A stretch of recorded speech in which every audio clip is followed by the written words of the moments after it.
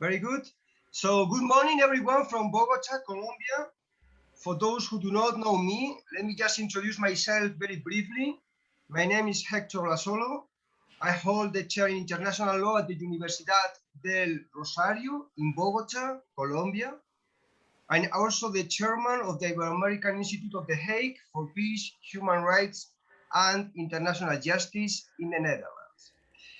Before we start panel 3 on the global perspective on domesticating international criminal justice, I'd like to thank Maria Kripa, Chantal Meloni, and Florian Jesberger from the University of Milano and the Humboldt Foundation for their invitation to chair the panel.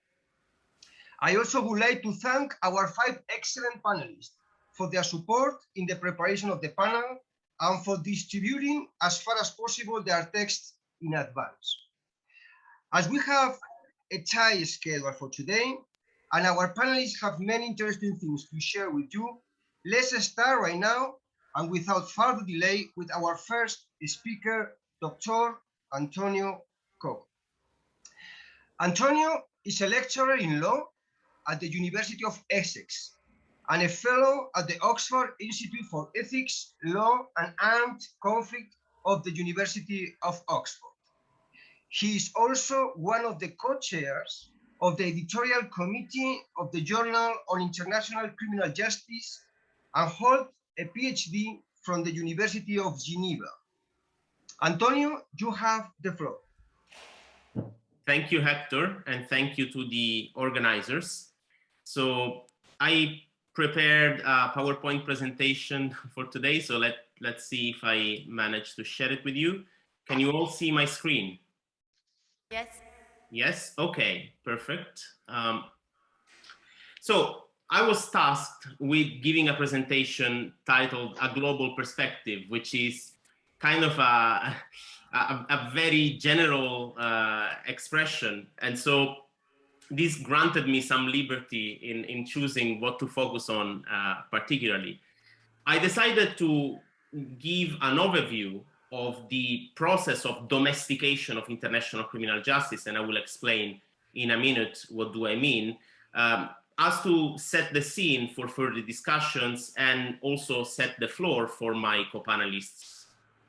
In particular, my presentation will be divided in 2 parts. In a first part, I will talk about rules of international law in general and how they interact with the statute of the International Criminal Court and guide states parties towards implementation. And then in the second part, I will look at the phenomenon of implementation of the ICC statutes provisions into domestic law and see if there are some trends and techniques and approaches that can be systematized a little bit. I will occasionally refer to examples from the 2 countries in which I've lived more recently, which are the United Kingdom, where I'm based now, and Switzerland, where I lived for 6 years before moving here. So without further ado, let me start with the substantive content.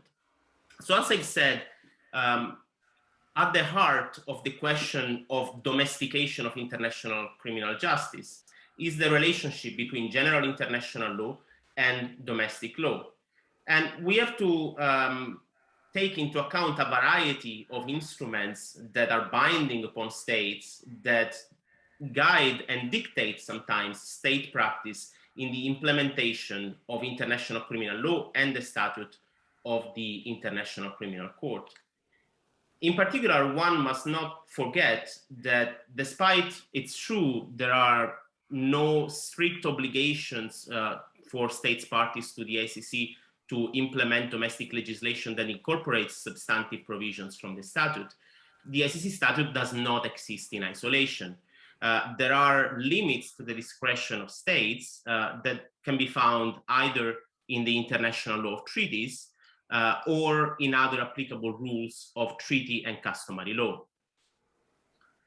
In particular, when we say that we talk about domestication, what do I mean here and what do we mean?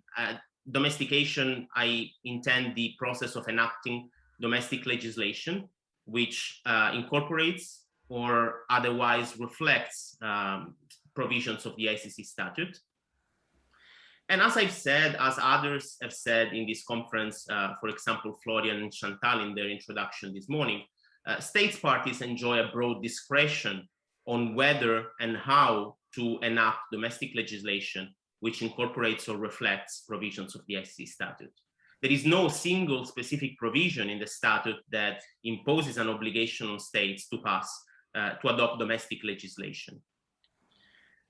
Of course, it is in the interest of states parties to do so, to make sure that the domestic legislation allows them to prosecute and punish crimes within the jurisdiction of the ICC, because otherwise, as it is well known, the principle of complementarity will kick in, and states, if they are judged unable or unwilling to prosecute and punish certain conducts, may have to relinquish their jurisdiction to the ICC. Of course, also another thing that we need to remember is that whilst there is no general obligation to adopt implementing legislation, specific provisions of the statute may require appropriate domestic legislation. For example, those on the cooperation with the court. Let's take a look, for example, at Article 86 and Article 88 of the ICC statute.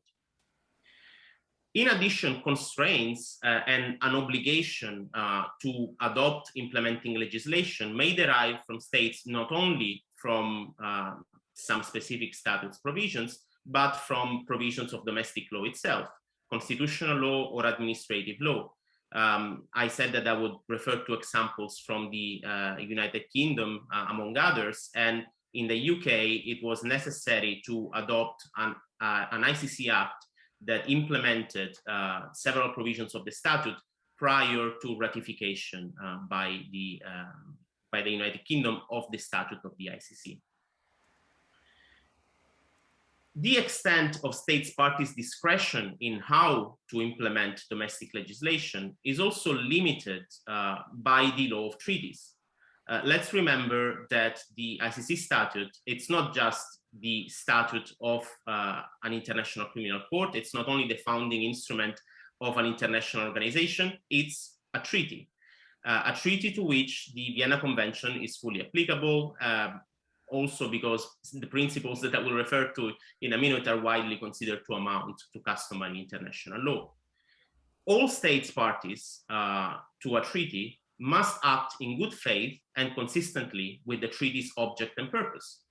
And for the ICC statute, that object and purpose includes fighting impunity for certain conducts and trying to reduce the occurrence of those conducts for the future. Therefore, there are some rules of treaty law that it's important to remember when we look at domestic implementation of the ICC statute. The first one being the very famous rule on the effects of signature to treaties, Article 18 of the Vienna Convention on the Law of Treaties, which says that until the Rome Statute enters into force for a particular state who has signed it or has otherwise expressed its consent to be bound, that state is obliged not to defeat the treaty's object and purpose. Let's think about those states that need to adopt implementing legislation before they ratify. This article is perfectly appropriate for those occasions because states have signed. In the process that leads them to ratification, they have to behave in a way that does not defeat the treaty's object and purpose. In general, every treaty that's in force and binding upon the parties must be performed by them in good faith. It is a common understanding of this rule, also known as the rule of pacta sunt servanda, that this incorporates also the content that I've just exposed for Article 18. So performing a treaty in good faith, it means also avoiding to frustrate the treaty's object and purpose with your behavior. And thirdly, the rules on interpretation of treaties, which require treaties to be interpreted in good faith in accordance with the ordinary meaning to be given to the terms of the treaty in light of their object and purpose. We tend to think about rules on interpretation only in a judicial setting, but in fact, interpretation of a treaty means bringing the treaty to life. And these bringing the treaty to life includes state practice in all sorts, including at the stage of domestic implementation. And so when a state implements the provisions of the ICC statute in its own national legislation, it must interpret them in good faith in light of the object and purpose of the treaty. Now, a question that I pose to you and to my co-panelists is if we can think of examples in which implementing legislation could contravene these rules. And I know I'm stretching the example a bit too far and picking a little bit at a straw man, but let's imagine a state, an authoritarian state, that takes advantage of the moment of implementation of the provisions of the ICC statute to actually double down on political dissidents. For example, by greatly expanding the notion of crimes against humanity so as to criminalize certain forms of speech. Of course, this goes against the very idea of the ICC statute, and there is a good argument to make that such form of national legislation would be against the rules of treaty law that I've just exposed. There are also duties to punish crimes within the jurisdiction of the ICC statute that can be found in other instruments of international law, very well known, the Genocide Convention, the Geneva Conventions, which have an obligation to enact domestic legislation that provides for effective penal sanctions for persons who have committed grave breaches of the Geneva Conventions. And here, allow me to remember that, true, the grave breaches list does not correspond with the list of war crimes in Article 8 of the ICC statute, but this broader domestic legislation which criminalizes all war crimes or ensures that there is effective penal sanctions for all war crimes can be derived from customary international law. And if we look at the work of the ICRC on rules of customary international law, there is language to that effect. Let me also remind you that this language of providing effective penal sanctions means that obstacles to the effectiveness of prosecutions and punishment must be removed. And these may include, for example, statutes of limitations or amnesties in certain occasions. With respect to crimes against humanity, we all know that there is no treaty, but if the treaty that was more or less drafted by the ALC in the last few years ever makes it into a real treaty, there would be a provision to such effect. And some scholars and some states would read an obligation to provide effective domestic legislation for crimes against humanity in customary international law. When it comes to the crime of aggression, again, we do not have a comprehensive treaty that provides for a duty to criminalize, perhaps a duty to punish the crime of aggression, a bit more controversially than for crimes against humanity. Some could make the argument that we could find it in customary international law as well, even though this would incur resistance by many states and many scholars and many other people, I can imagine. There are other treaties that place on states obligations to enact implementing legislation to prosecute and punish certain behaviors which could amount to crimes in the list of the ICC statute, something that was mentioned also this morning by Professor Annoni in her excellent presentation. For example, the Convention Against Torture, the Convention Against Apartheid, or the Convention Against Enforced Disappearance. Beyond the duties to punish that we find in general international law, we also have other relevant rules of international law that limit the extent of state discretion when passing domestic legislation that provides for criminal sanctions for conducts that we find also criminalized in the ICC statute.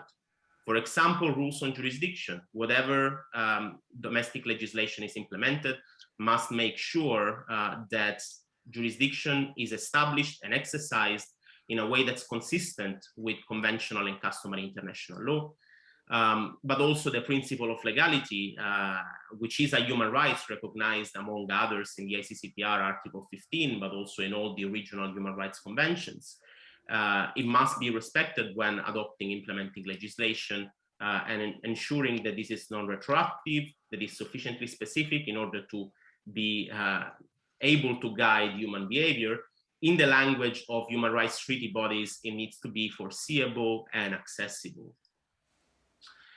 Now, This leads me to the second part of my presentation, which looks at the various approaches to domestic implementation, keeping in mind all the principles that I've just exposed. So starting from the form of domestic implementation, there are broadly two main approaches. One is to pass a single comprehensive legislative act. For example, this is what the United Kingdom did by passing the UK ICC Act in 2001, or by passing amendments to existing legislation that take place in different times in history. For example, this is the approach that was chosen partly by Switzerland. Most importantly, Switzerland implemented the provisions on cooperation immediately at the time of ratification of the statute, and then incorporated the definitions of crimes only in 2011 in its national legislation. There can be also a combination of the two, whereby the bulk of implementation is done with a comprehensive legislative act, and then occasionally there are amendments. But of course, this is just the form. Here we are concerned with the substance. And when we look at the substance, there are basically three techniques. The first technique is that of non-incorporation of the ICC law. The state simply applies the existing military or regular domestic criminal law. An example is what the UK decided to do with administration against offenses against the administration of justice, those in Article 70 of the ICC statute. The UK applies its own domestic offenses for that conduct, but also for modes of liability or defenses, with some exceptions. That's the approach that the UK chose. The second possible approach is to incorporate the provisions of the ICC statute by reproducing the language of the statute. And this can be done in two different ways. One way is by reference to the statute. So by adding a provision in domestic law that says the definition of this crime or the definition of this mode of liability is that provided by the ICC statute in Article X. For example, this is what the UK did for genocide, crimes against humanity, war crimes. It says genocide, crimes against humanity, and war crimes are defined as in the ICC statute. The advantage of this solution is that it's very easy, and also it updates automatically. If amendments are made to the statute, they will be reflected in domestic law, but there are doubts of its compatibility with the specificity required by international human rights law for the principle of legality. And also there may be issues of compatibility with domestic legislation that are left unsolved. A second possible way of incorporating verbatim is by copying the definition of the ICC statute into domestic legislation. This is what Switzerland does, for example, for crimes against humanity. Simply copied Article 7 into its domestic legislation. The advantage is that you keep faithful to the provision of the ICC statute, and that you provide for a very specific definition that's easy to access and know for individuals. The disadvantage may be to be stuck in time with something that may be superseded by amendments to the statute, and also that this may lead to use in the domestic legislation language that is not commonly used in that system. The third solution, the one that aims at the highest level of harmonization, is incorporation with amendments. So incorporation of the definition in the ICC statute, but modifying it to be more consistent with the rest of domestic law. Of course, there are advantages to that. You get a tailored solution, you avoid inconsistencies. The disadvantages might be that if the amendments are in the sense of an expansion of the definitions of crimes, this may lead to a dilution of this criminal stigma, or potentially a violation of the principle of fair labeling. The other problem may be that if states adopt different definitions of the crimes, this may make international cooperation a bit more difficult, because their definitions will not be the same, and therefore for extradition and all sorts of other judicial cooperation, this may be problematic.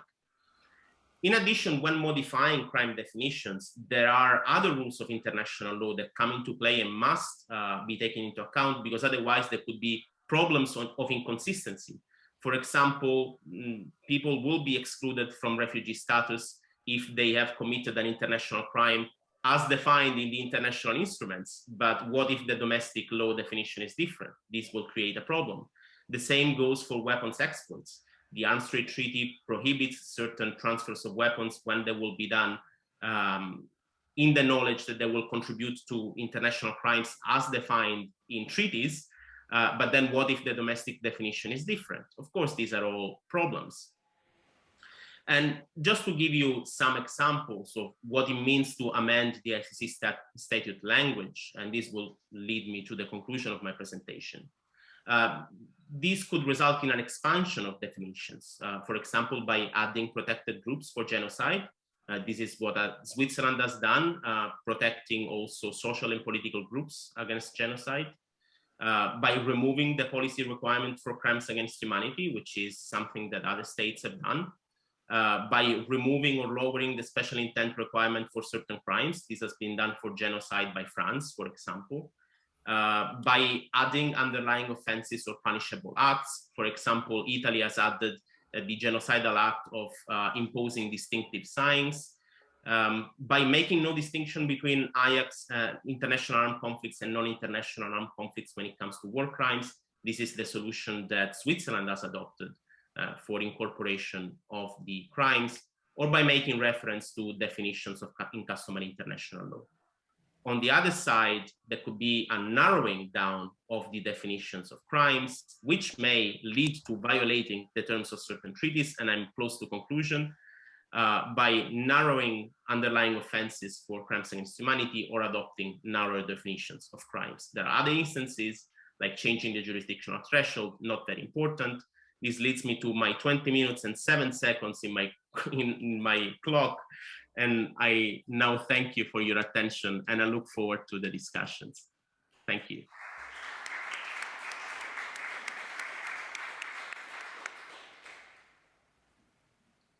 Thank you very much, Antonio, for your remarks and also for keeping the time. We really appreciate that. And let's now welcome our first discussant, Professor Morten Bergsmo. Morten is the director of the Center for International Law Research and Policy, CIRAP, and the special advisor on knowledge transfer to the prosecution of the International Criminal Court. I would also like to add that Morten and myself were fellow colleagues at the legal advisory section of the ICTY Office of the Prosecutor some 20 years ago. So Morten, you have the floor.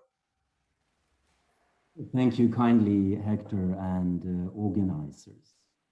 Norway may provide an example of how we can seek a balance between criminal law conservatism and broad support for the ICC statute among political parties. The Foreign Ministry's lawyers designed the ICC legislative strategy recognizing 3 realities. First, legislation had to be adopted pursuant to Article 88 of the ICC statute to ensure that there are procedures available under Norwegian law to cooperate with the court. Secondly, the ICC crimes and modes of liability not provided for in Norwegian criminal law should be imported. Thirdly, there are considerable differences between the protagonists, government offices, and legislative dynamics of Article 88 legislation and the import of ICC crimes. Acting on this basis, Norway ratified the statute in February 2000. Its Implementation Act entered into force in July 2002, and a new Chapter 16 of the Criminal Code in March 2008. Of these 3 steps, Chapter 16 was most challenging. The military and civilian criminal codes at the time dated back to 1902, well written, carefully crafted, and dear to generations of Norwegian lawyers. Accordingly, a certain spirit of conservatism had set in, contributing to the drawn-out process to draft a new criminal code. how was it possible to import the ICC crimes in such an environment? By adopting a gradualist approach, whereby the ICC crimes became a chapter in a new criminal code in the making, to which parts were added in stages from 2005 onwards, and the last provisions of which entered into force only in 2015. The approach was well integrated into the wider process to make a new criminal code and respected the art of the possible. It observed the legislative technique of the 1902 Criminal Code, including by express recognition of nulla poena sine lege in each of the 7 articles on crime. A further deviation from the ICC statute is the removal of the distinction between international and non-international armed conflicts, except for 3 war crimes, including the transfer of civilians into occupied territory. The chapter also contains 2 articles on command responsibility, incitement, and conspiracy.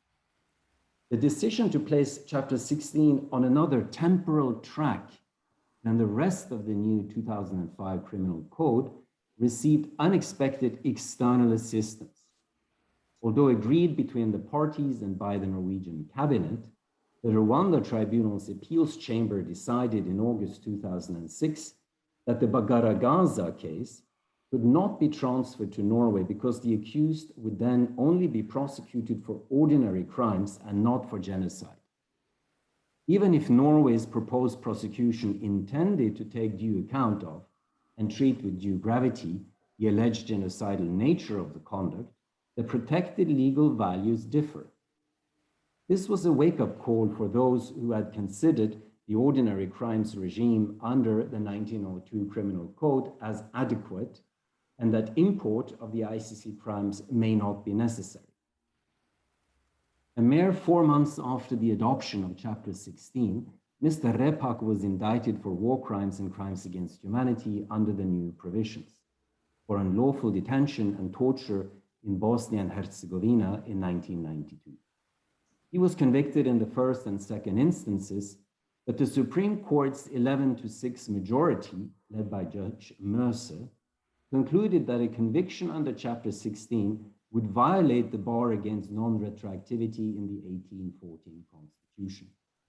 Mr. Repak was instead convicted of ordinary crimes under the 1902 Code. Article 3.2 of the 2005 Code had up until then provided that Chapter 16 could apply to conduct prior to entry into force, provided it was a crime at the time and considered as genocide, crimes against humanity, or war crime under international law. The sentence could not exceed applicable legislation at the time of the crime.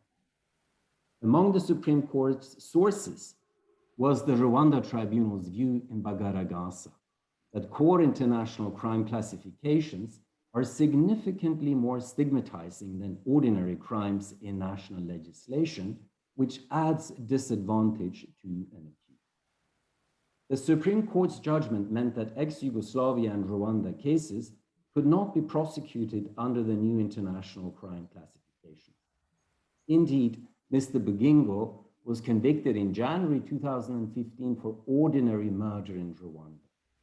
This is the only other completed war crimes case in Norway since the ICC statute entered into force, except some extradition cases. I'm not sure how relevant lessons from Norway may be elsewhere, but allow me 5 general observations. First, Norway's Chapter 16 is an example of a legislative path of least resistance, tuned to those responsible for criminal law reform, without being held hostage to entrenched delays. It is not a standalone law, but could have been politically targeted. As Professor Beku says in an email to me, a standalone piece of legislation attracts unwanted attention, which is not something we want for the criminalization of core international crimes. That is one view. Secondly, as regard expectation management, even if we manage to import the ICC crimes into national criminal law, it may not be possible to apply them to past crimes committed by persons in our refugee populations. If an import takes effect in 2022, the Syria crimes, for example, may still have to be subsumed under ordinary crimes in some jurisdictions. Thirdly, the way we talk about these questions matters. The will and ability to prosecute ICC crimes domestically do not necessarily depend on whether the crimes have been imported into domestic criminal law. Emphasizing the need to import ICC crimes can, in some situations, become a disincentive to investigate and prosecute under ordinary crime classifications, if not an excuse. Lobbying for increased will to prosecute and for resource to do so should not be put on hold pending import of the ICC crimes. We face real challenges in domestic war crimes units unrelated to legislation and unstable finances. For example, A, frequent rotation of investigative and prosecutorial staff and person dependency, sometimes related to the remuneration pool, if you like, of international criminal tribunals. B, the combination of mandates for war crimes, organized crime, or terrorism in one and the same unit. C, inadequate exchange of information between the immigration authorities and the unit. D, challenges linked to prioritization and country or analysis expertise. And E, a tendency to want to create many international tribunals with long judgments or other costly practices. Fourthly, there are tools available to those who now seek to develop domestic legislation, which the Norwegian lawyers involved in 2000 to 2008 could only have dreamt of. Professor Bergsmo's Cooperation and Judicial Assistance Database, which provides useful country summaries, tells us, for example, that 14 states have followed the German approach of introducing a comprehensive new act. 22 states have introduced new legislation at the same time as amending their existing legislation, and 32 states have chosen to amend their existing legislation only, or only apply their existing legislation, or apply the Rome Statute directly.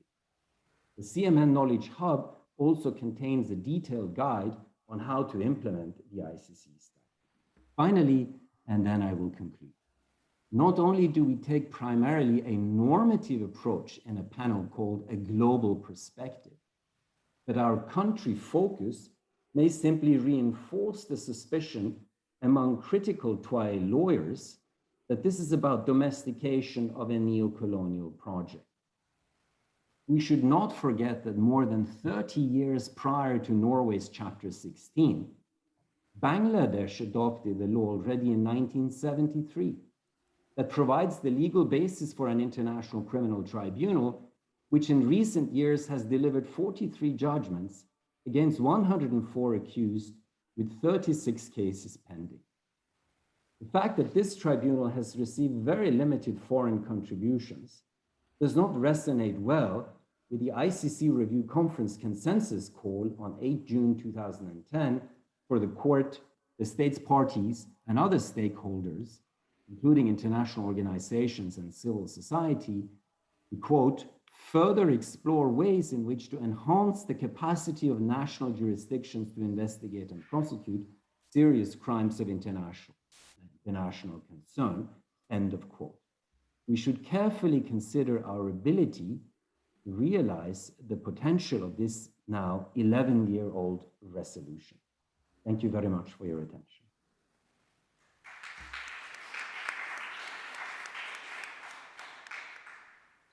Thank you very much, Morten, for your comments. And now, let me introduce you to our second discussant, Professor Jaime Couso Sales. Jaime is a full professor and dean of the law faculty at the Universidad Diego Portales in Chile. He's a doctor in law at the University of Seville in Spain, and a postdoctoral fellow by the Alexander von Humboldt Foundation and the Fulbright Commission at the Humboldt and Berkeley universities. He is also a Magdalene Schock Fellow at Hamburg University. So Jaime, you have the floor. Thank you, Hector. Thank you very much, Florian and Chantal, for inviting me, and for Maria too, for the organization of this wonderful seminar, and Hector for coordinating the panel. Thank you all for your attention. The input presentation by Antonio Coco offers a complete cartography of the field, highlighting different alternatives in the process of domestic implementation of the Rome Statute, along with their pros and cons. I would like to briefly refer to the implementation approaches chosen by Chile and Argentina in order to face the risk of breaching the principle of legality, having in mind its arguably high standards imposed by the civil law tradition. The implementation of the Rome Statute in Chile was not straightforward. 3 years after its ratification by Chilean Congress, the Constitutional Court, then dominated by conservative lawyers close to the Pinochet dictatorship, declared the unconstitutionality of the statute. During the proceedings at Chilean Constitutional Court, petitioners expressly referred to a possible infringement of the principle nullum crimen sine lege, because the statute opens the way for the application of legal sources beyond statutory law. The court, in its findings, ignored such allegation, but declared the statute unconstitutional, arguing that it represented for Chile a transfer of sovereignty to a court not envisaged in the Constitution, so that its implementation previously required to amend the Constitution. The said amendment came 7 years later, authorizing Chilean state to acknowledge ICC's subsidiary jurisdiction. Its wording revealed much of Chilean right-wing's real concerns with the ICC. The constitutional provision expressly stated that this subsidiary jurisdiction could only be exercised for crimes committed after the entry into force of the statute in Chile. The main concern was that the statute could open a window for the ICC to review domestic court decisions that failed to properly punish the atrocities of Pinochet's dictatorship. The amendment aimed at closing that window. The constitutional amendment was passed in Congress under the shared view that in order for Chilean courts to exercise primary jurisdiction in consonance with the nullum crimen, a domestic statute or code was needed, which adopted the statute offenses into the domestic law by means of its modified incorporation in a self-contained codification. But no clear reason was given as to why reference to those offenses by a domestic act would not be enough. The Constitutional Court just made the vague mention to Chilean constitutional provisions on the principle of legality. The outcome was the enactment of an act on individual criminal responsibility for the core crimes, which follow the incorporation with amendments approach, more or less under the model of the Völkerstrafgesetz. Some of the documented pros and cons of this approach, by Antonio Coco, can be confirmed. Chilean Implementation Act has managed to amend some crimes by expansion so as to comply with other international obligations contracted by Chilean state. For instance, prohibiting the recruitment of children under the age of 18 in accordance with the UN optional protocol to the Convention of the Rights of the Child, and not just under the age of 18 as provided for in the Rome Statute. On the other hand, the Implementation Act has amended some Rome Statute provisions by reduction, as in the case of superior responsibility, raising concerns that this could lead to a weaker compliance in the domestic realm. These concerns are probably unjustified to the extent that this strategy leaves open the chance for Chilean courts to apply domestic lesser offenses to conducts deliberately not envisaged in the Implementation Act, precisely because they are deemed less serious and associated to quite a different criminal label. For instance, failure to repress crimes by a subordinate vis-a-vis failure to prevent. A different approach was adopted right across the Andean Cordillera.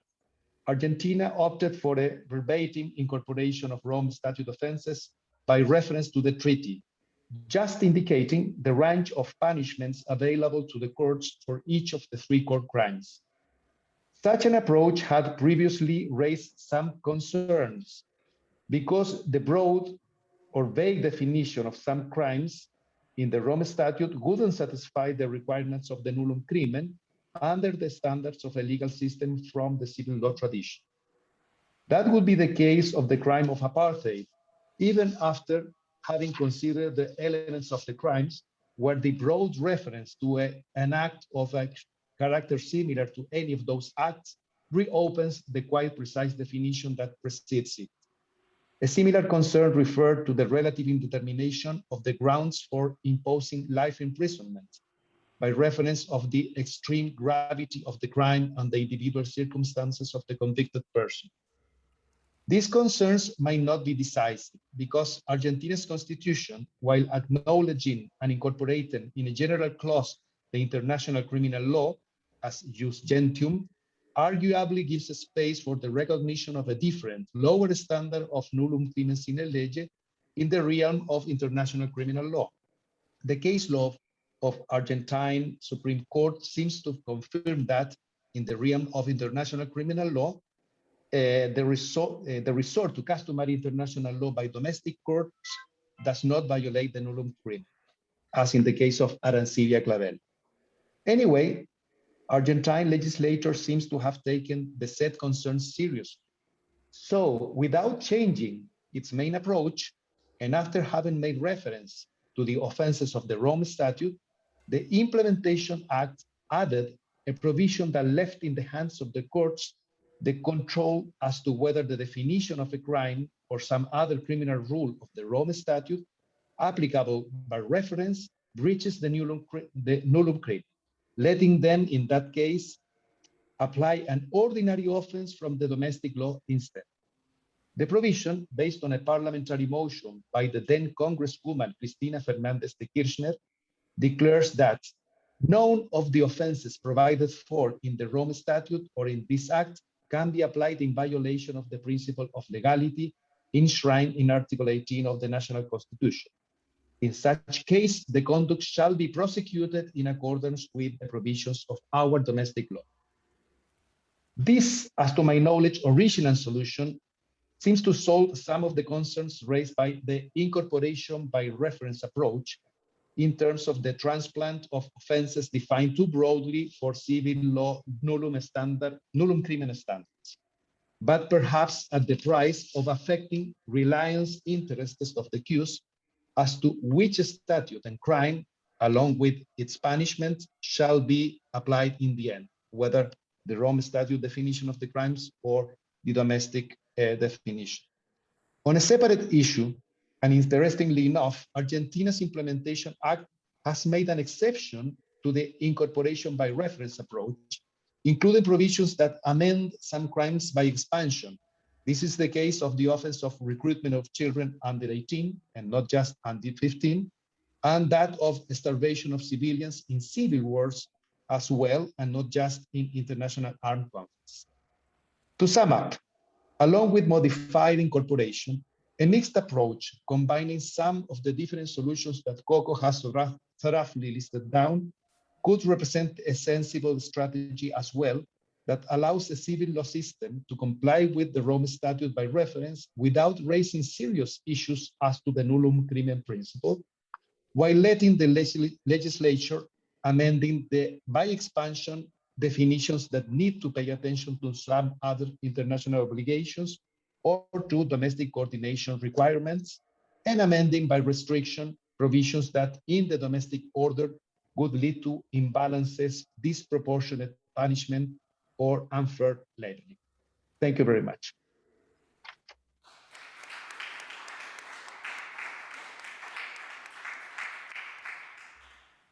Thank you very much, Jaime, for your comments. And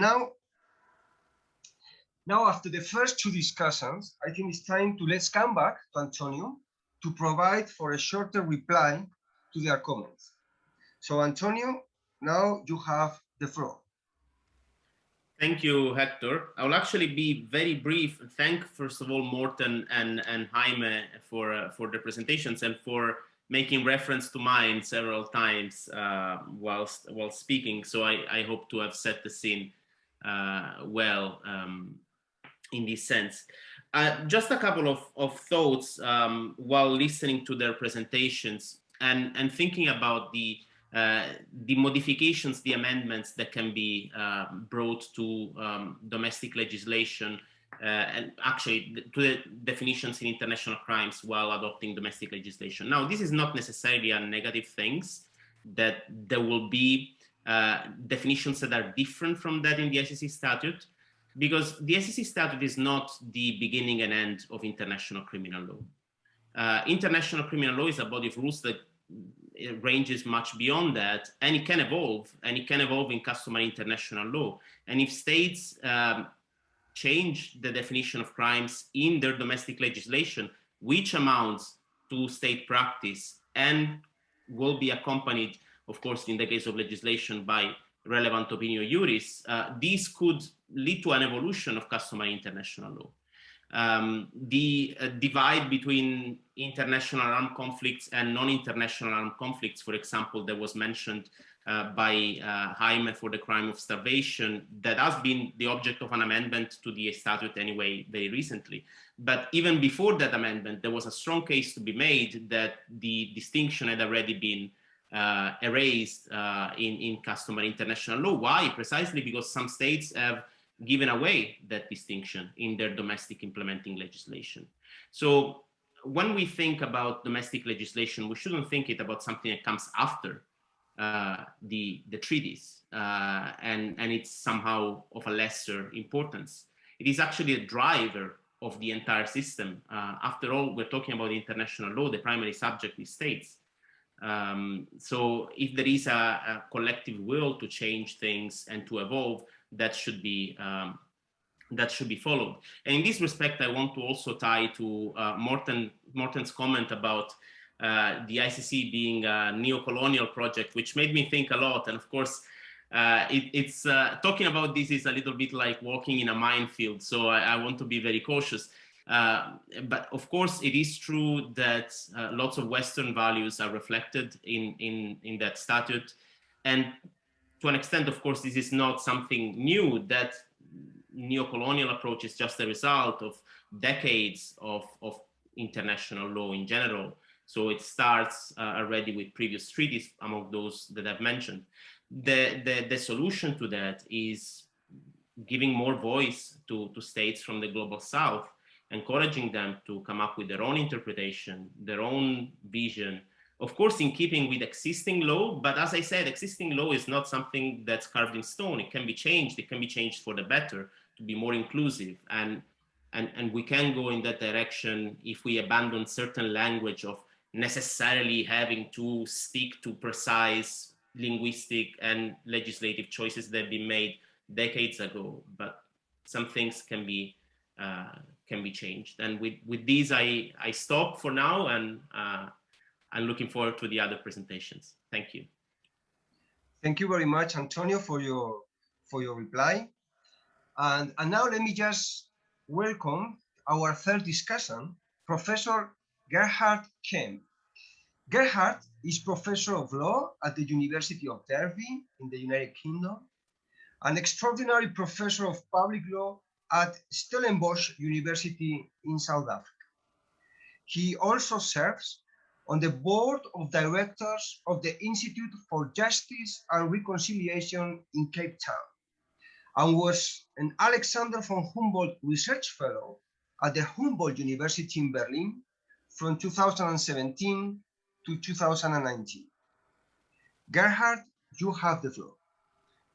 Thank you very much, Hector, and thank you very much to the audience and to the organizers. And also thank you, Antonio, for setting the scene, and to the other speakers as well. So what I want to do is to share a few thoughts on the South African example. In a sense, I guess South Africa can be viewed as a microcosmos of some of the problems that we that we discuss in this colloquium, some of the promises and prospects as well. And I want to discuss the South African example with the use of a little bit of alliteration. I will introduce 4 concepts, all starting with the letter T.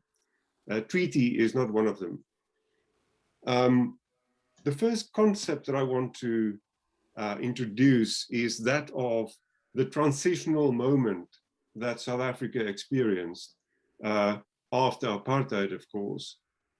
And at that moment, South Africa, as a society in transition, essentially had to decide whether to follow the route of Nuremberg or whether to follow the route or something else. And the something else, of course, as we all know, is that South Africa established a Truth and Reconciliation Commission, which was, in a sense, of course, at odds with the whole notion of incorporating and domesticating international criminal justice with its roots in Nuremberg. So with that transitional moment, South Africa chose a certain path, but the path was made possible with this almost contradictory attachment to the alternative to prosecution and to accountability in the criminal justice sense. Now, the transitional moment of the early 1990s in South Africa, nevertheless, resulted in my second concept starting with the letter T, and that is the transformational moment in South Africa. In the aftermath, of course, of the transition from apartheid to democracy, South Africa adopted a very progressive constitution, which is generally described as a transformational constitution. And one of the provisions in this constitution, section 232, provides that customary international law is law in the Republic, thereby incorporating and domesticating also customary international criminal law directly into South African law. And of course, this is a powerful normative statement and may even provide a theoretical avenue for the prosecution of individuals for crimes under international law, a fact that both the Constitutional Court and the Supreme Court of Appeal in South Africa confirmed. But in practice, the transformational moment has much more to do with another provision in the Constitution, which provides for the fact that South Africa can sign treaties, of course, as a state, and then incorporate and domesticate the treaties into domestic law. And Antonio already explained to us with reference to the United Kingdom, of course, a typical dualist system where a treaty must first be incorporated into domestic law before it can become law. And so South Africa, as an enthusiastic member of the like-minded group of states in Rome, signed the Rome Statute, ratified the Rome Statute, and was, I believe, the first state in Africa to fully incorporate and transform the Rome Statute into domestic law. And South Africa opted to fully incorporate the whole Statute of Rome into domestic law without changing the definitions of the substantive crimes, for instance. And South Africa also provided for full measures to cooperate with the with the International Criminal Court. Now here I should pause, of course, because we know that this transformation of international criminal law into domestic law in South Africa was tested on at least 2 high-profile moments. First one I was involved in a little bit, the so-called Zimbabwe torture docket case, where the notion of universal jurisdiction was for the first time tested in a court in South Africa, whereby the court eventually found that South Africa didn't adhere to its own obligations under its own domestic law by not exercising universal jurisdiction over alleged torturers who resided in Zimbabwe. And the second moment may be more familiar to the international audience here, and that's South Africa's failure to arrest Omar Al-Bashir when he was visiting South Africa and on occasion of an African Union summit. And the rest I will not go into. There's no time to discuss the Bashir matter here. But again, South Africa failed under its own domestic law by not adhering to the treaty provisions of the Rome Statute and by not cooperating with the ICC effectively. So South Africa's transformation of international criminal law, although normatively and theoretically sound, led to rather disappointing results in practice. Which leads me to the third concept that I want to briefly touch on, also starting with the letter T, the transactional moment that South Africa is still experiencing with an undercurrent of tension. And this is the fact that South Africa, as one of the so-called leading countries in Africa, adopted a stance of animosity towards the ICC and the whole Rome Statute project after the Bashir matter. And South Africa thus tried to leave the ICC, but that was unsuccessful because of domestic court challenges.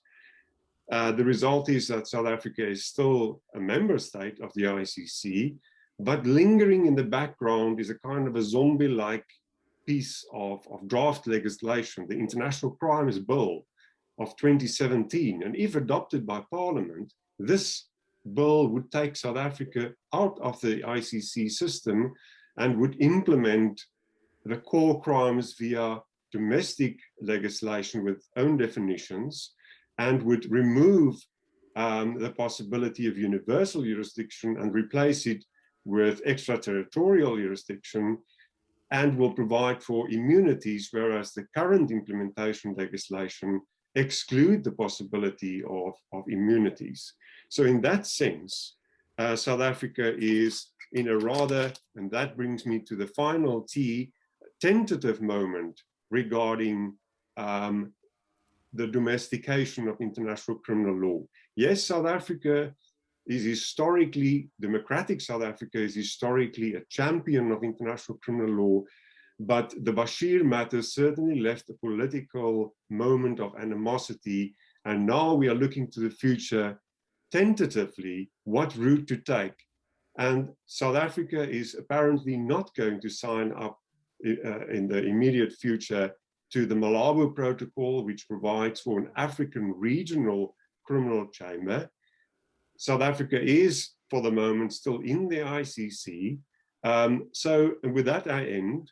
This country, which with all its promises and with all its baggage in the 1990s, adopted a stance of full implementation and domestication of international criminal law, is at the crossroads, and it will be interesting to see what route it will eventually take.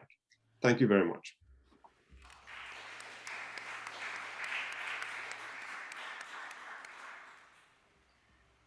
Thank you very much, Gerhard, for the comments. And now let's move to our fourth discussant, Ms. Kalika Mehta. Kalika is a doctoral researcher at the University of Hamburg, working with Professor Florian Jesberger on the topic strategic litigation and corporate accountability in international criminal law.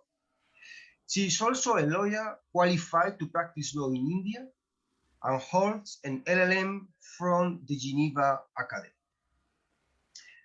Kalika, you have the floor. Thank you. Thank you for the introduction. Good afternoon, everyone. Let me begin by thanking Professor Meloni and Professor Jesberger and Maria Kripa for giving me this opportunity to be a part of such a distinguished panel. Thank you, Antonio, for your meticulous input and setting the stage for this discussion.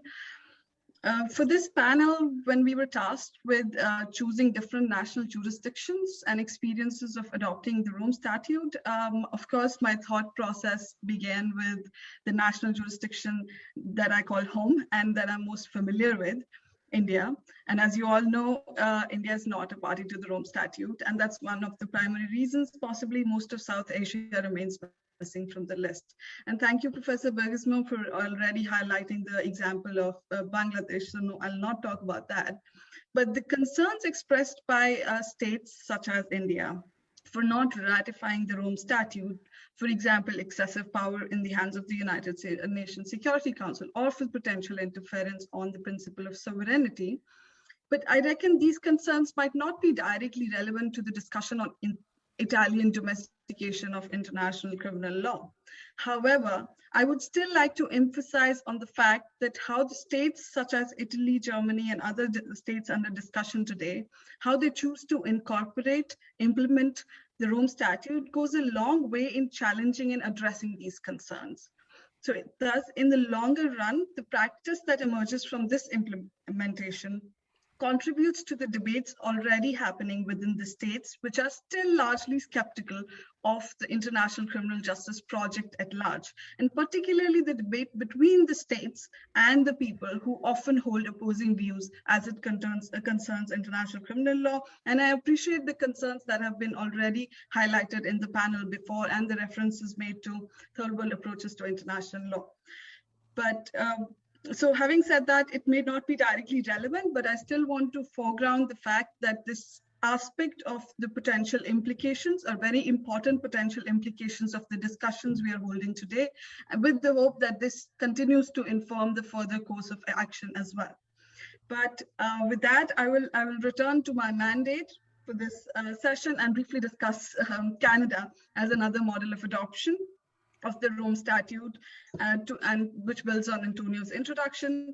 So it has become particularly interesting, I think, in the light of recent developments where there has been increasing resort to the same international crimes framework for the historical violations which were committed against Indigenous peoples in Canada.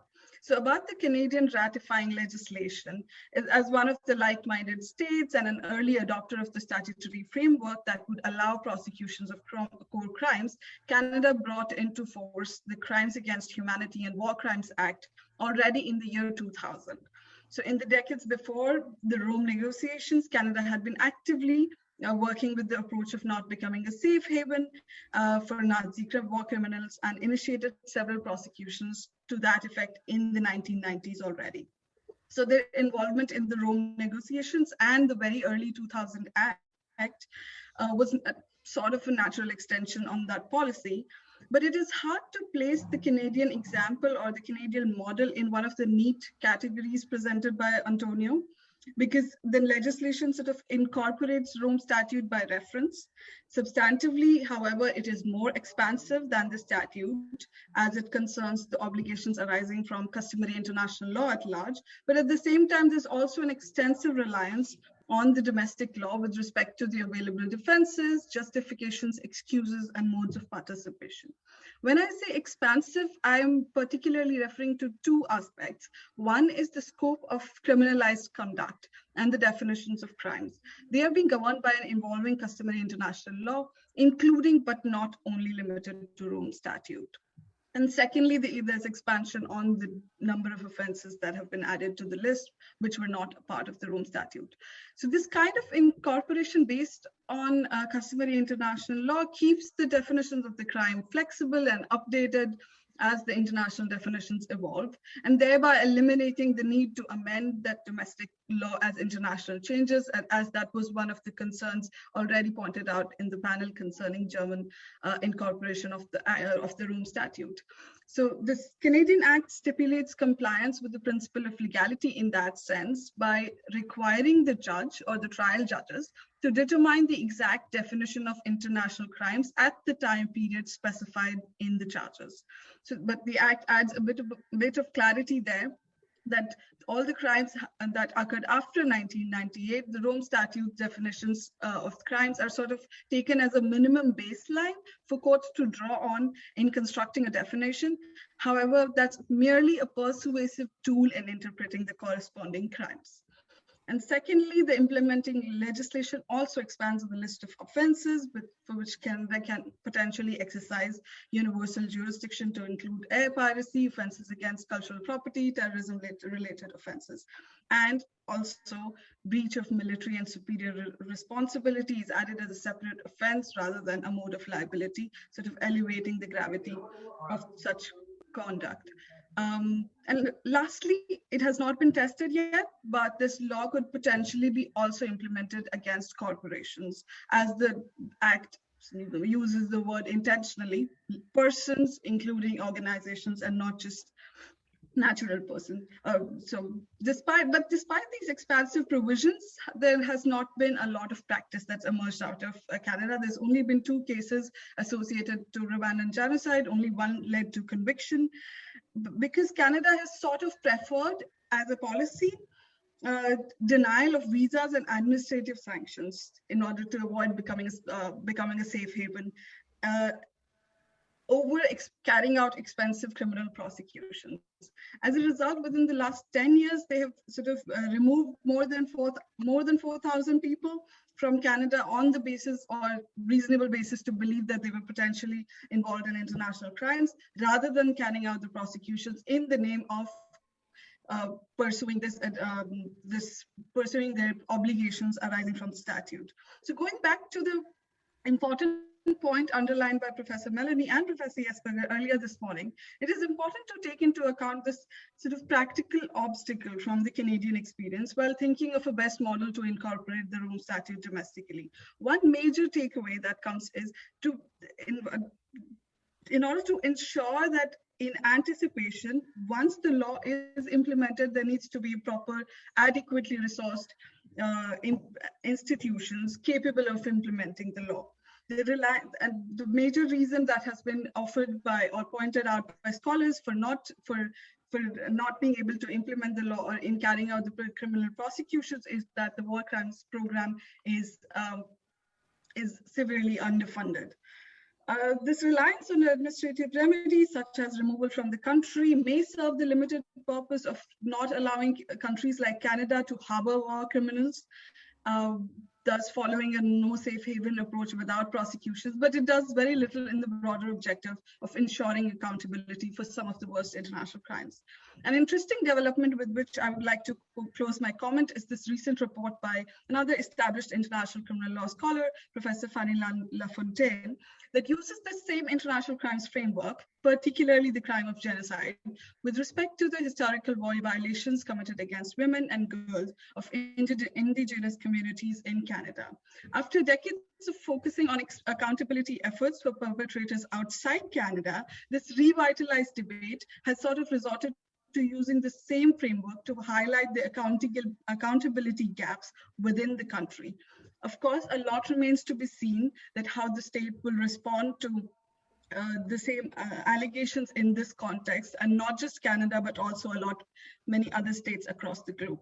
But I'll close there as I'm running out of my time, and I look forward to the discussion after. Thank you.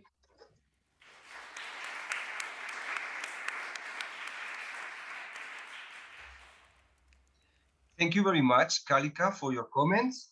And now let's come back again to Antonio to provide for a short reply to Gerhard's and Kalika's comments.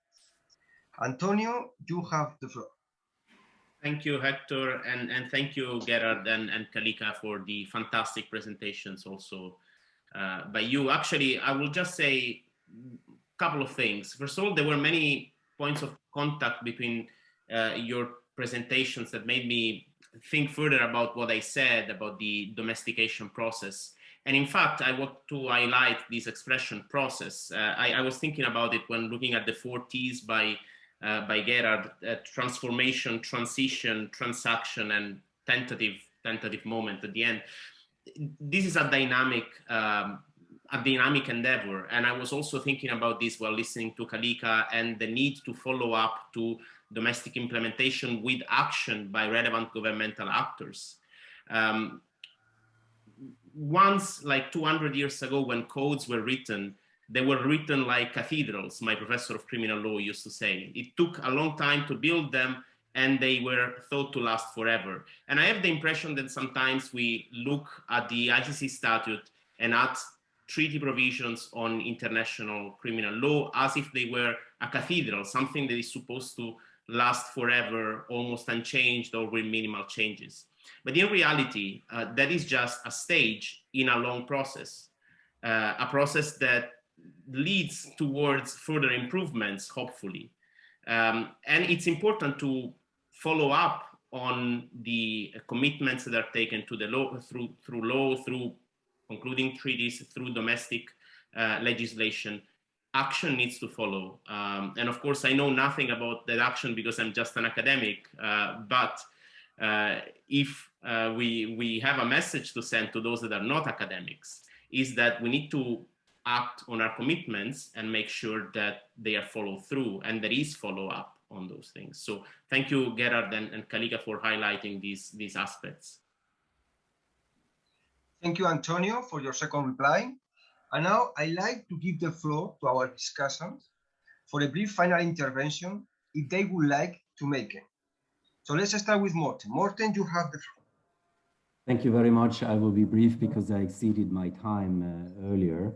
I think that our continued discussion on domestication should probably not only be normative, looking at implementing legislation and import of crimes, but also include real issues of will and ability of domestic criminal justice agencies. It's hard for me to look at the normative side in isolation and have a really meaningful discussion. I think including jurisdictions such as that of Bangladesh or other developing countries is important for that ongoing discussion to take on global wings, so to speak.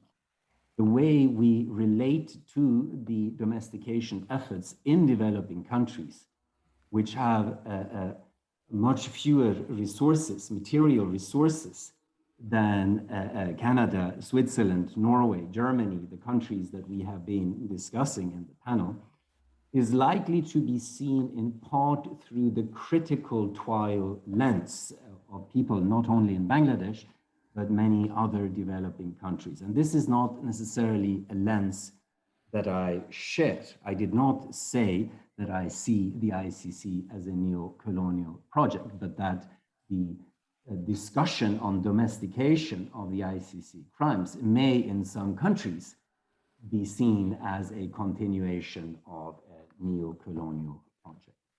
Finally, Norway's example invites caution in terms of import of ICC crimes. Such import should probably not become an outsider project vis-a-vis the criminal law power centers in a country, because then one may not have much success in importing the crimes, and years and decades may pass.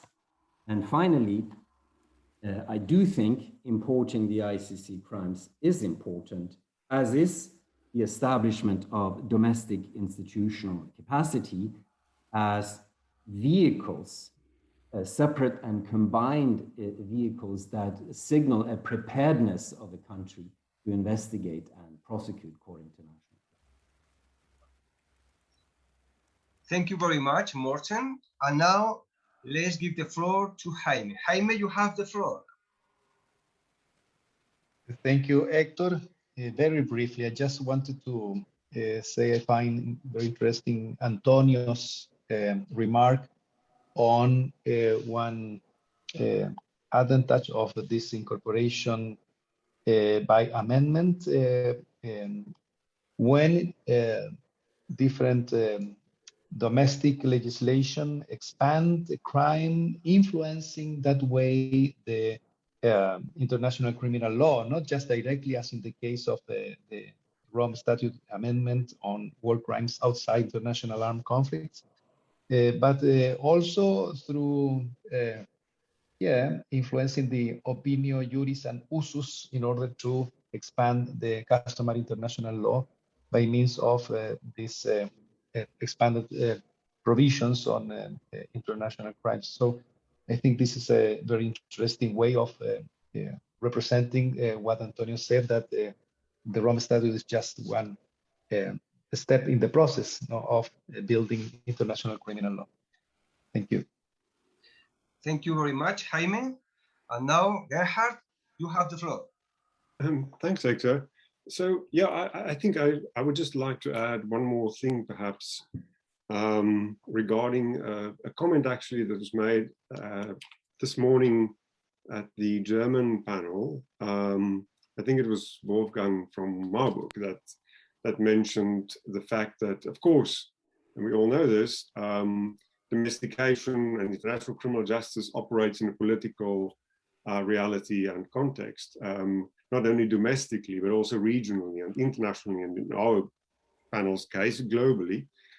And the one interesting thing for me, the one interesting thing here is that if you look at the African context, after the whole Bashir saga of a few years back, and after South Africa's sort of very high profile standoff with the ICC, the assumption was that Africa collectively, regionally, would take this opportunity to implement the Malabo Protocol to create an African regional criminal chamber.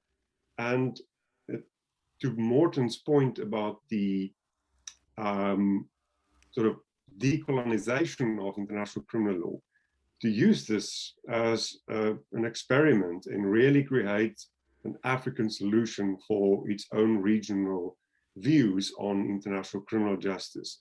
If you look, however, at the scoreboard today, then the fact is that the Malabo Protocol is very far off from being ratified by enough states in order to become operational.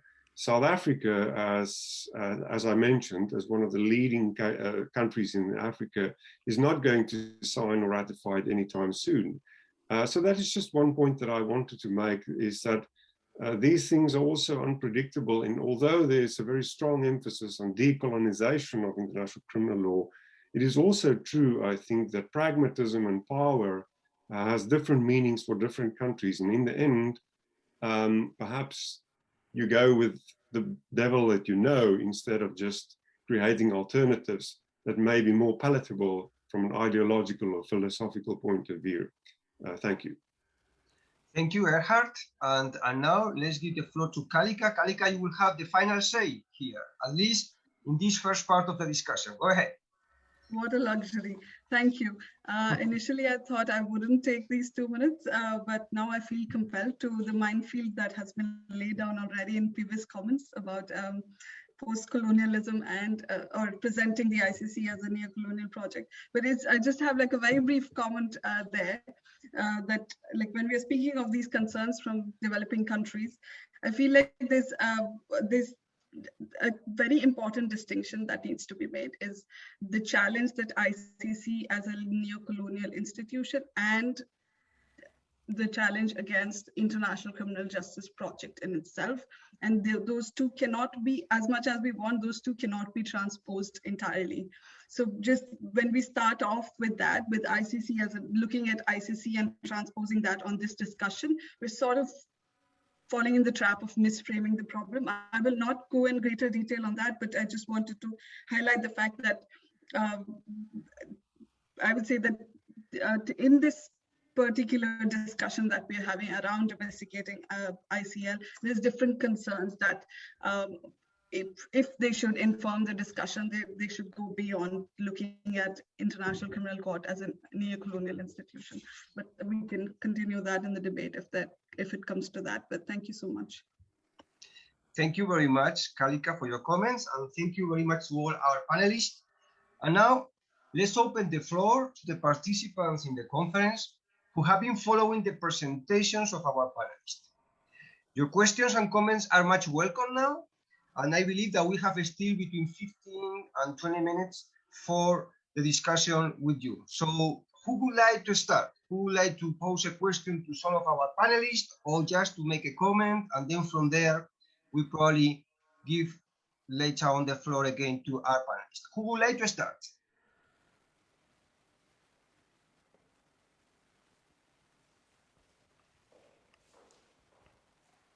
Thank you. Thank you for all the really great presentations. To all of you, this was really insightful. I just have a quick question to Gerard Kemp. Just because there's so many different things written about the South African government policy on the Malabo Protocol, could you maybe briefly just sketch at least say like the official reason why they're not in support of the South African government? Thank you very much, Luni. So my understanding is, you know, when you speak to people close to the ministry, close to the people that are actually drafting implementing treaties in the Department of International Relations, they will tell you that that South Africa is concerned about matters like logistics and budgets, and that they don't want to sign up to something and create something like the African Criminal Chamber without making sure that there would be an efficient budget in place and mechanisms in place to make it work. And of course, as you know, that there has been a shift from the previous government of President Zuma to the current one, back, in a sense, back to a more global outlook, and not sort of focusing just on Africa as the hinterland for South Africa's foreign policy. And so I think those are, the one is a more practical reason, the other one is a more foreign policy explanation for why South Africa is not so keen on running with the Malabo Protocol and implementing it as, in a sense, complementary to, but in effect, perhaps in competition with the ICC. So I don't see that South Africa, for both these reasons, I don't see that South Africa would anytime soon sign up to the Malabo Protocol. Thank you, Gerhard. Any more questions?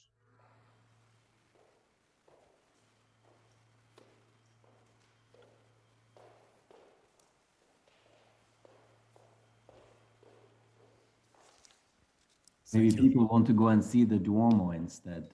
Hello, Hector. No. Hello, Hello. my friend.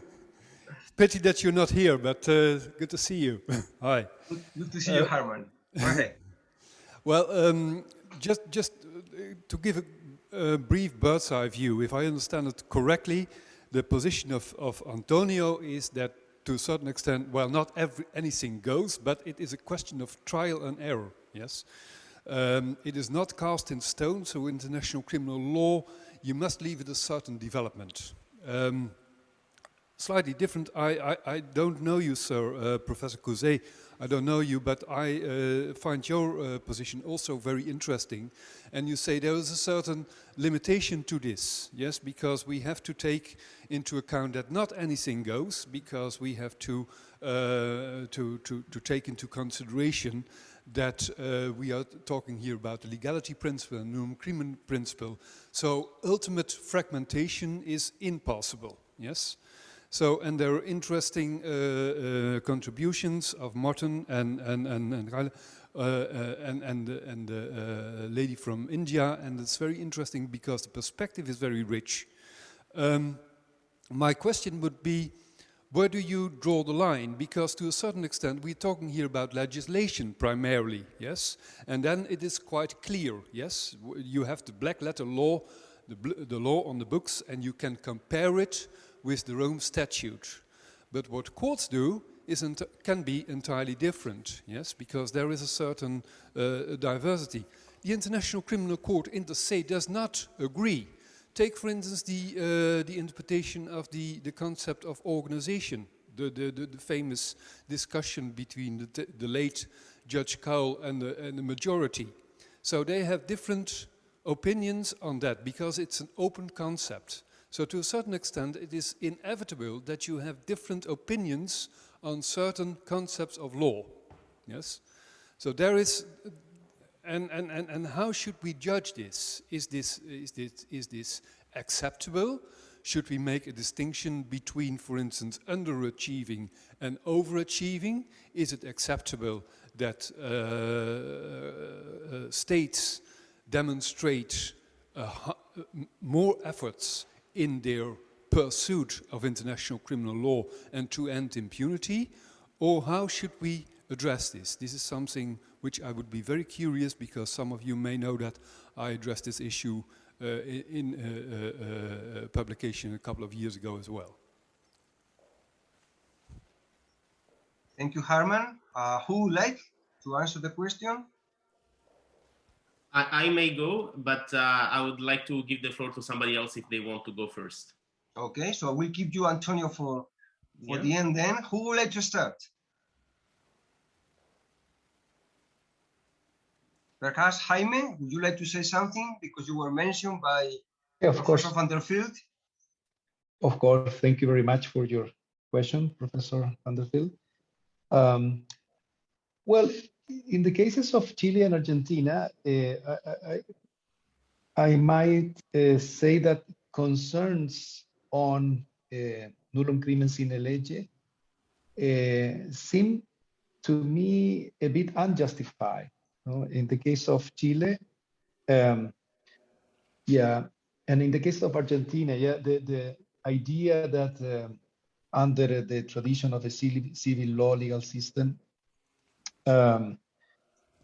the sources of the law could not go beyond the statutory law, and the definitions of some crimes are too broad in the Rome Statute. I think they don't reflect the way domestic courts actually work. They have recognized both in Chile and Argentina customary international law, and there you can find more precise definitions of crimes, quite precisely defined, yeah, at least for international law standards in the Rome Statute. And other concerns highlighted by Antonio, which are in a classificatory way very interesting, I think that also in Chile and Argentina are not a reason for concern. And so, yeah, I don't think anything goes. But at least in these two cases, the concerns raised in the process of the discussion of implementation acts seem to me rather scholarly than practical. And I think both solutions, Chilean and Argentinian, seem to work. No? So this incorporation with amendments in the case of Chile, or by reference in the case of Argentina, with this interesting complementary clause on nullum crimen sine lege. So I don't think I have given a very straightforward opinion, but that's on a preliminary approach. Thank you. Well, thank you very much, Jaime. That's your opinion, and all opinions are useful here, and they are all contributing to the discussion. So who else would like to answer the question? No, if Morten wants to go, Morten go first. I give to seniority, and then I speak later. Okay, Morten, I see that you raise your hand. Keep me in the line, Hector, because I have something to say. You are always in the line, Antonio. Go ahead, Morten. Antonio, you give the answer. I simply amplify the question, because there are examples where there are improvements by national parliaments. I remember during the ICC negotiations, the question of genocide came up very early.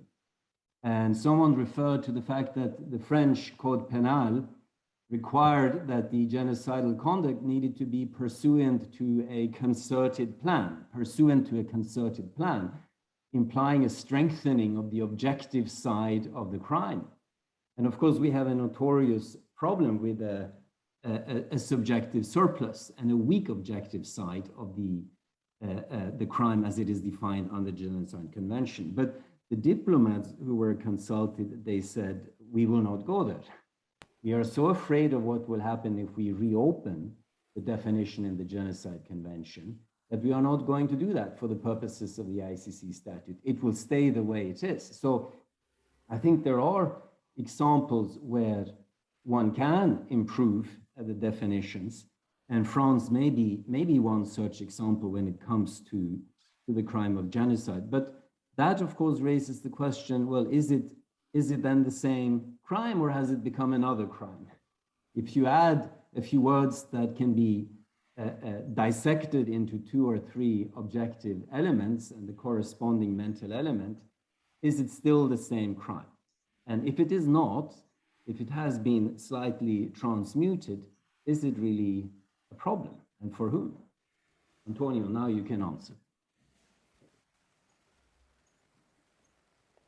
Thank you, Morten. So is it my turn, Hector? Yes, Antonio, go ahead. Okay. So I'd like to say 2 things. Actually both of which answer Morten's enlarged question, but also Harman's remark. First of all, Harman, I do not think that anything goes, and I hope well, if I've given that impression, probably I didn't present very well my ideas. I think that anything goes within a certain space.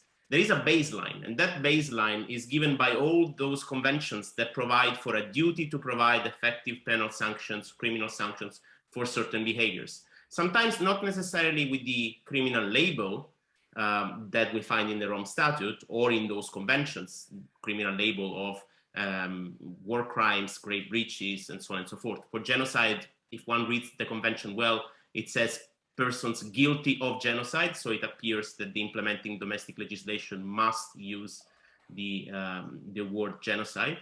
But that's the baseline, right? So those behaviors that are, for which there is a duty to punish in established international law, that's the point below which there is no negotiation. At the same time, I try to highlight that there is also a level beyond which you cannot stretch those names. Right? As Morten was saying, does it remain the same crime?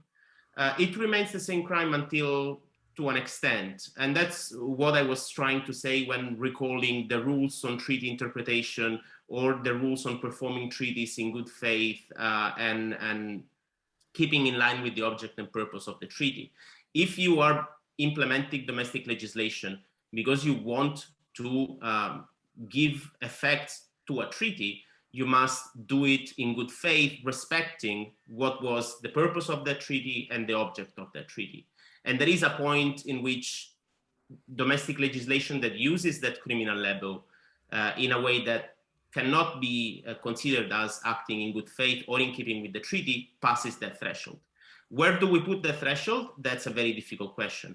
During my presentation, I gave a very easy example that's very unlikely to occur in reality. But let's imagine that crimes against humanity is used to double down on political dissidents, saying that speech that goes against the government and spurs violence is a crime against humanity. I don't know. That could be, of course, I'm talking for abstract examples. That could be one of those examples where you have exceeded the threshold.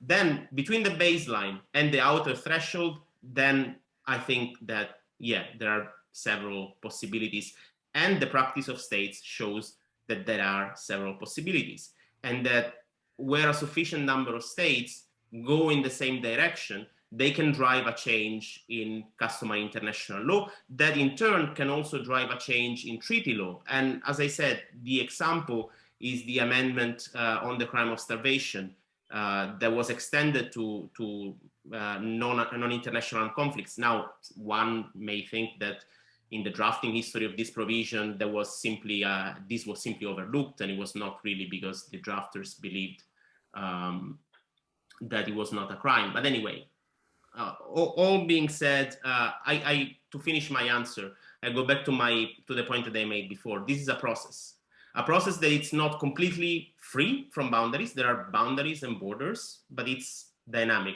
and things can change. Thank you very much, Antonio.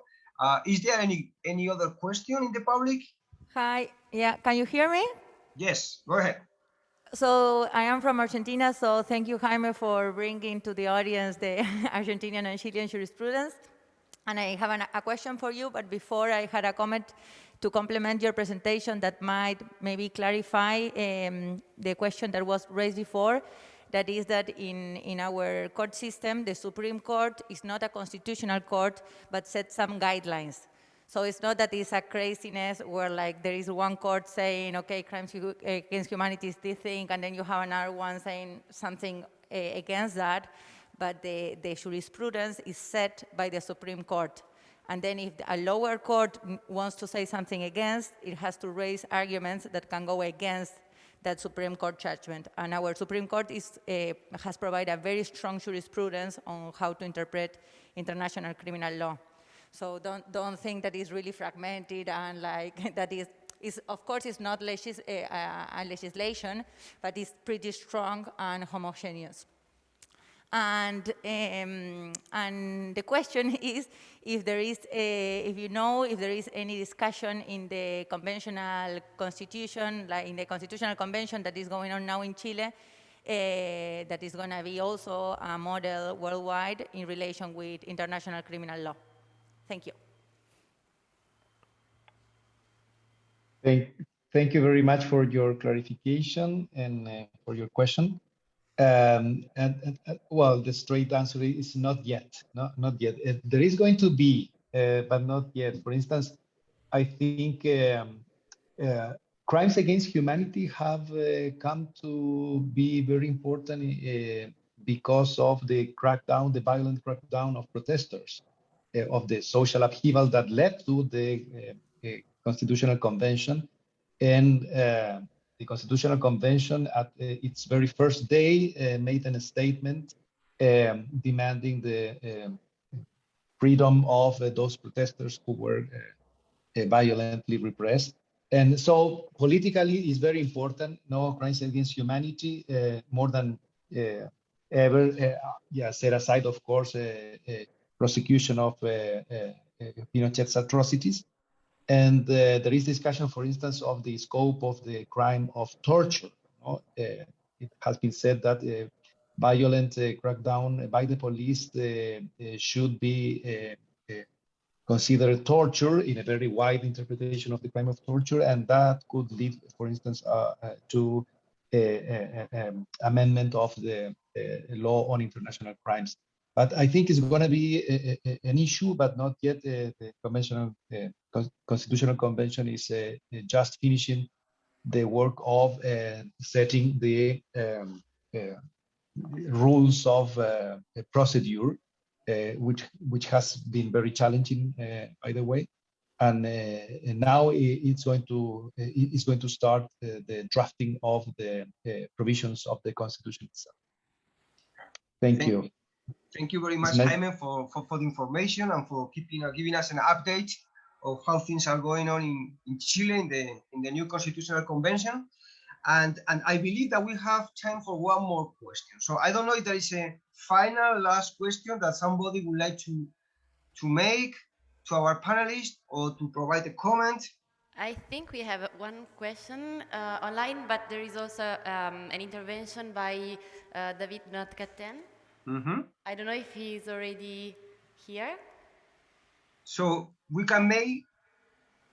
Okay, so let's go for the last question online, and then let's move to David, and he can finalize or end the panel today with her intervention. Okay, I see that there is no question actually. Okay, so then let's move on to David's presentation.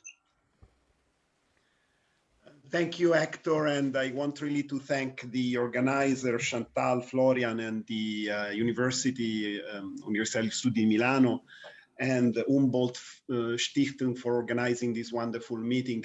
I had prepared an intervention that was more focusing on what has been said very early in the morning for me as I woke up at around 4:30 to try to catch as much as I could of the proceedings here in New York. I think Antonio made a very good review of the modalities through which states can implement the obligations under international criminal law, and especially the Rome Statute.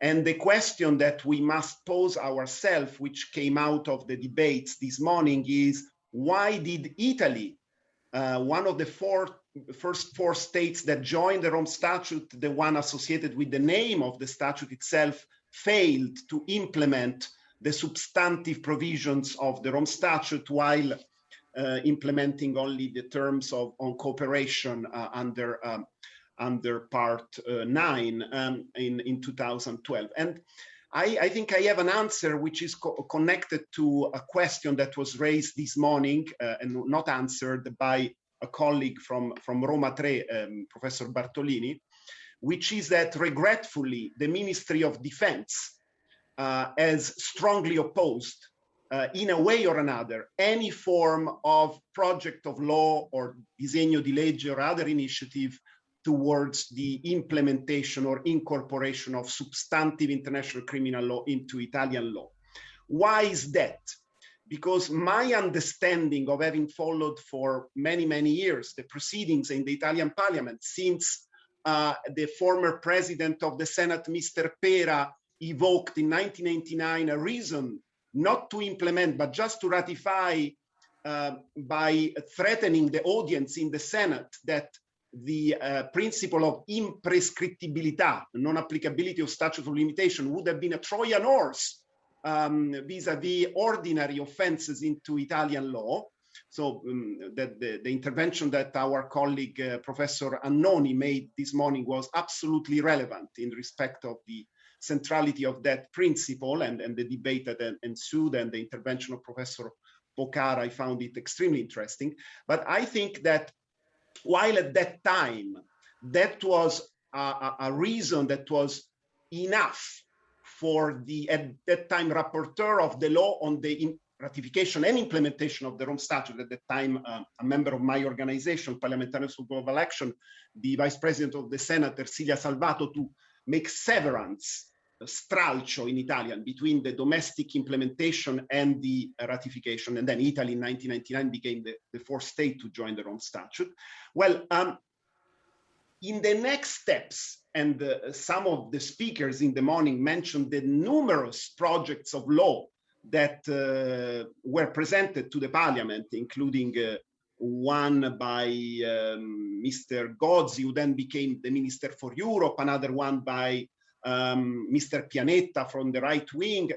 All these projects never went to a vote, were never deliberated on, because at a certain point in time, my understanding is that the Ministry of Defense posed objections. They didn't do so publicly, they did it privately. What was their concern? Their concern was that domestication of crimes against humanity and, of course, war crimes would have interfered with certain processes that is ongoing within the Ministry of Defense towards the reform of the codes of military justice.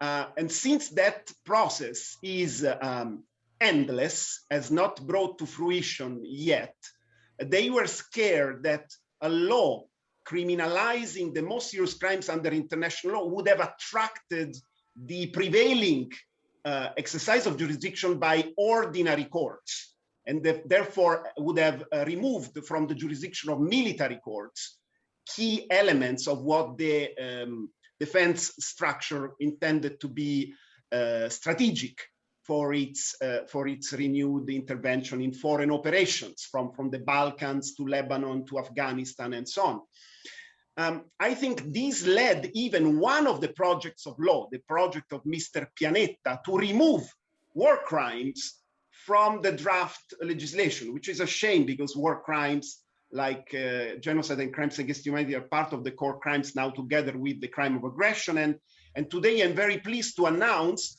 that yesterday the Chamber of Deputies calendarized the plenary vote for the next session of the Italian Parliament of the law to ratify the Kampala amendments, which is, I must stress here, not an initiative of the government of Italy. So it's not a disegno di legge, it's not emanating from the Foreign Service, as it should be when you ratify treaties normally, but it is a private member bill.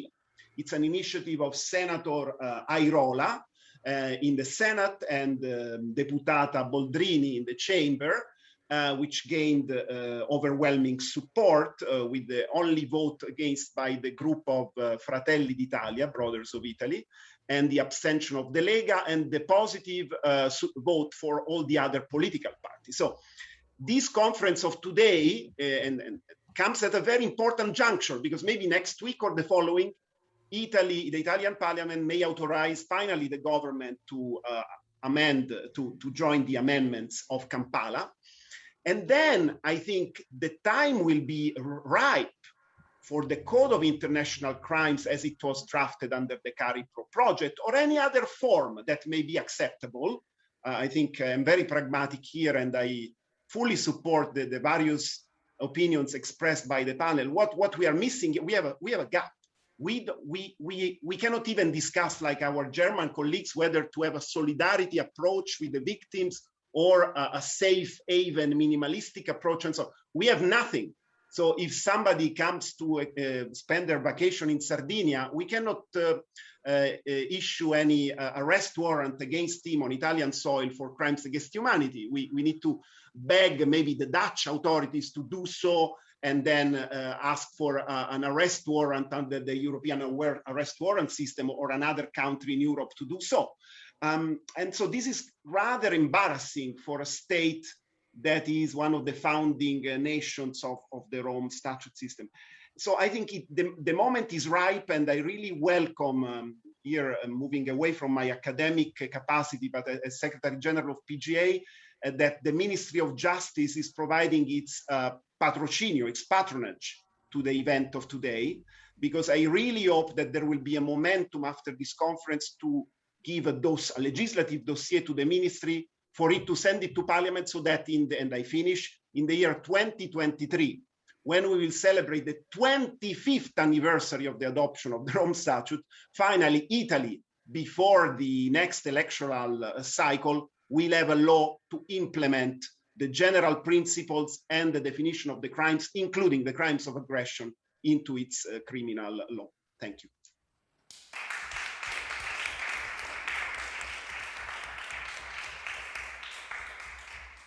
Well, David, thank you very much for your presentation and for your announcement.